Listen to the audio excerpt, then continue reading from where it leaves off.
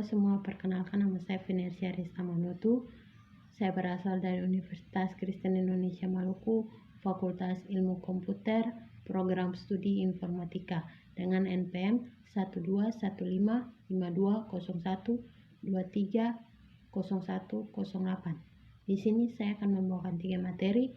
Yang pertama, jaringan sematik, yang kedua, frame, dan yang ketiga, script. Kita masuk pada materi yang pertama. Apa itu jaringan sematik? Jaringan sematik adalah gambaran pengetahuan grafis yang menunjukkan hubungan antar berbagai objek, terdiri dari lingkaran-lingkaran yang dihubungkan dengan anak panah yang menunjukkan objek dan informasi tentang objek tersebut. Tujuan pembuatan jaringan sematik. Tujuan pembuatan jaringan sematik adalah untuk mempresentasikan organisasi dari ide-ide dalam materi pembelajaran agar dapat dimanfaatkan sebagai alat bantu pembelajaran. Di bawah ini adalah contoh gambar sematik. Kita masuk pada materi yang kedua, apa itu frame? Frame adalah unit transmisi data digital dalam jaringan komputer dan telekomunikasi. Dalam sistem paket switched, frame adalah wadah sederhana untuk salah satu paket jaringan. Dalam sistem telekomunikasi lain, frame adalah struktur berulang dalam mendukung multiplexing pembagian waktu. Sebuah frame biasa mencakup fitur sinkronisasi frame yang terdiri dari urutan bit atau simbol yang menunjukkan kepada penerima awal dan akhir data payload dalam aliran simbol atau bit yang diterimanya. Jika penerima terhubung ke sistem selama transmisi frame, ia akan mengabaikan data sehingga mendeteksi urutan sinkronisasi frame baru. Di bawah ini adalah contoh-contoh frame. Kita masuk pada materi yang ketiga, pengertian script.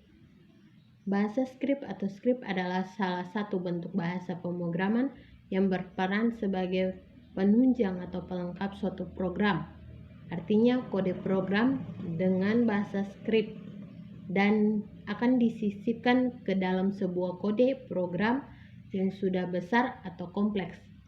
Saat seorang pemrogramer menambahkan script pada shortcode, maka ia akan mampu merealisasikan fungsionalitas tertentu di dalam program yang dihasilkan.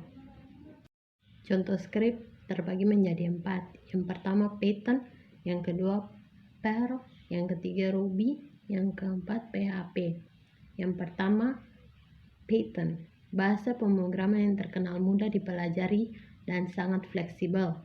Yang kedua Perl. Perl memiliki keunggulan sebagai bahasa script dengan kecepatan processing yang tinggi, kemungkinan pengolah string yang sangat baik, dan memiliki kompatibilitas background yang tinggi.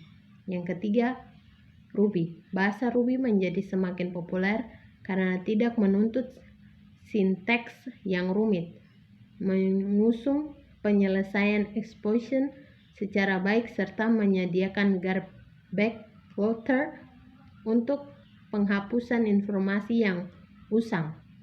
Yang terakhir, PHP.